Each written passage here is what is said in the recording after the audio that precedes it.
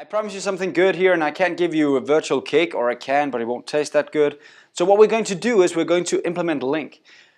Instead of actually right now we're using this for each loop to run over everything, which is kind of annoying because it's just a lot of lines of code to actually do something very simple. We know we have to run over all customers to find their ID. So Microsoft figured that out as well, and they created something called LINQ. And LINQ is a big thing. It's a huge package of greatness.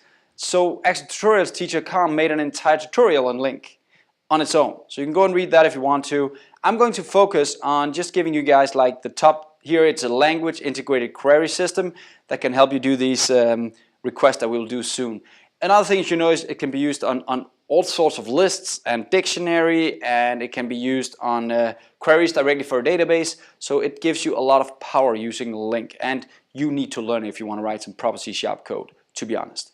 If I scroll down here, you'll see here is all the different things we can do with LINQ, and we can do a lot of things in a lot of different ways. What I'm going to focus on first is this FirstOrDefault function right here, because that can be used to actually finding a specific object inside a list. And you can read all of this and try and use it. I'm just going to try and show an example directly in our code. So let's have a look at the code. What I want to do is I want to find the actual customer with a specific ID. So what do I need to do? Well, first I need to do a fake DB call right here, and then what I want to do is I want to get the customer there, and now what I want to do is I want to find the first customer available, and if there isn't a customer available, I just want to return null. So I'm going to use something called FirstOrDefault. Notice it's not here. It's not showing anywhere. Don't worry, it's there. What you need to do to actually start using LINQ is you need to do a control dot and import or be using the system LINQ package, this guy right here. So that's what I just did there. So now I have LINQ available, I have FirstOrDefault, a call here. Now one more thing you need to learn is using something called lambda expressions.